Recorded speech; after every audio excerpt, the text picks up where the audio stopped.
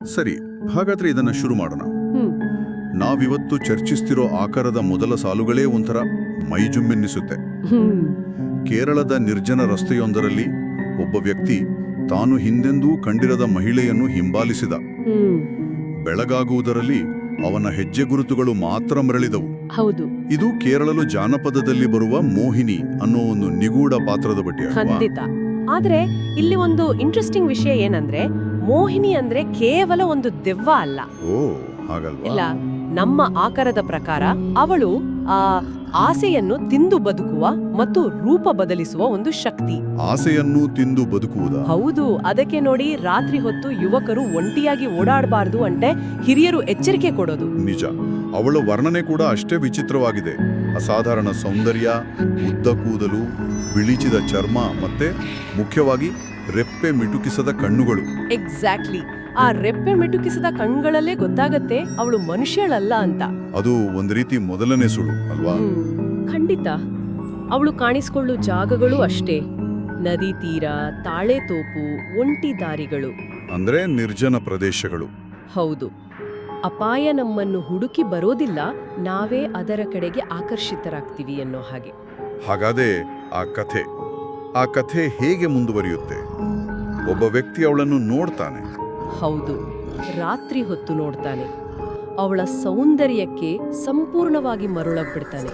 ಮಾತುಕತೆ ಏನೂ ಇಲ್ದೆ ಸುಮ್ಮನೆ ಹಿಂಬಾಲಿಸೋಕೆ ಶುರು ಮಾಡ್ತಾನೆ. ಏನೂ ಇಲ್ಲ.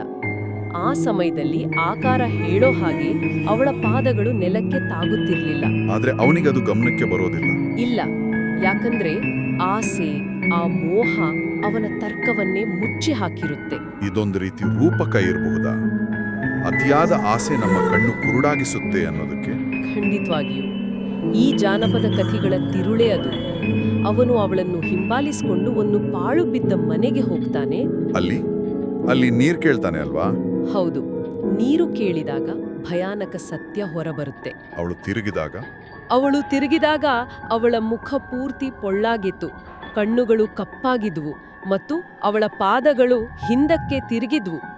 ಹಿಂದಕ್ಕೆ ತಿರುಗಿದ ಪಾದಗಳು? ಹೌದು, ಈ ಹಿಂದಕ್ಕೆ ತಿರುಗಿದ ಪಾದಗಳು ದಕ್ಷಿಣ ಏಷ್ಯಾದ ಅನೇಕ ಜಾನಪದ ಕಥೆಗಳಲ್ಲಿ ಬರುವ ಒಂದು ಸಾಮಾನ್ಯ ಅಂಶ. ಇದು ಬೇರೆ ಕಡೆನೂ ಇದೆ. ಇದು ಒಂದು ಅಲೌಕಿಕ ದುಷ್ಟಶಕ್ತಿಯ ಸಂಕೇತ, ಪ್ರಕೃತಿಗೆ ವಿರುದ್ಧವಾದದ್ದು ಅಂತ ತೋರಿಸುತ್ತೆ. ಅಯ್ಯೋ, ಆಮೇಲೆ ಆ ವ್ಯಕ್ತಿಗೆ ಏನಾಯ್ತು? ಮರುದಿನ ಬೆಳಗ್ಗೆ ಅವನು ನದಿ ದಡದಲ್ಲಿ ಪ್ರಜ್ಞೆ ಇಲ್ಲದೆ ಬಿದ್ದಿರ್ತಾನೆ.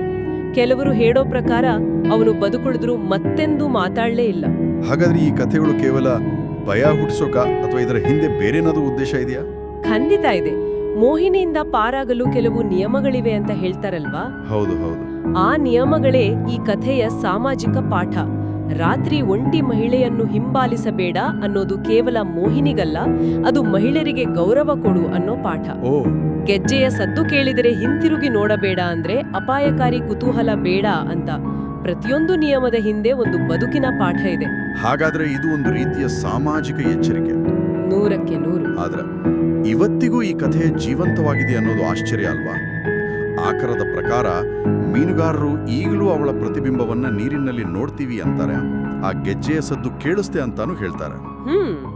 ಯಾಕಂದ್ರೆ ಮೋಹಿನಿ ಪ್ರತಿನಿಧಿಸೋದು ಕೇವಲ ಒಂದು ದೆವ್ವವನ್ನಲ್ಲ, ಅವಳು ಸೌಂದರ್ಯ, ಆಸೆ ಮತ್ತು ಅಪರಿಚಿತದ ಭಯದ ಸಂಕೇತ. ಈ ಭಾವನೆಗಳು ಯಾವಾಗ್ಲೂ ಇರುತ್ತೆ. ತಂತ್ರಜ್ಞಾನ ಎಷ್ಟೇ ಮುಂದುವರೆದ್ರೂ ಕತ್ತಲು ಅಂದ್ರೆ ಭಯ, ಅಪರಿಚಿತ ಸೌಂದರ್ಯದ ಬಗ್ಗೆ ಆಕರ್ಷಣೆ, ಇದೆಲ್ಲ ಮನುಷ್ಯರಲ್ಲಿ ಇದ್ದೇ ಇರುತ್ತೆ. ಈ ಕಥೆಗಳು ಆ ಮೂಲಭೂತ ಭಾವನೆಗಳಿಗೆ ಧ್ವನಿ ಕೊಡುತ್ತೆ. ಹಾಗಾದ್ರೆ ಆಕಾರದಲ್ಲಿ ಕೇಳಿದ ಹಾಗೆ ನೀವವಳನ್ನು ನೋಡಿದ್ದೀರಾ, ಹಿಂಬಾಲಿಸ್ತಿದ್ದೀರಾ ಅನ್ನೋ ಪ್ರಶ್ನೆಗಿಂತ ಬಹುಶಃ ಹೆಚ್ಚು ಆಳವಾದ ಪ್ರಶ್ನೆ ಬೇರೆ ಇರಬಹುದು. ಏನದು? ಮೋಹಿನಿಯ ಕಥೆ ಇಂದಿಗೂ ಜೀವಂತವಾಗಿರೋದು ಸೌಂದರ್ಯ, ಆಸೆ ಮತ್ತೆ ನಮ್ಮೊಳಗಿನ ಆಳದ ಭಯಗಳ ನಡುವಿನ ಸಂಘರ್ಷವನ್ನ ಒಂದು ಸಮುದಾಯ ತಲೆಮಾರುಗಳಿಂದ ಹೇಗೆ ಅರ್ಥ ಮಾಡ್ಕೊಂಡಿದೆ ಅನ್ನೋದನ್ನ ತೋರಿಸುತ್ತೆ ಅಲ್ವೇ?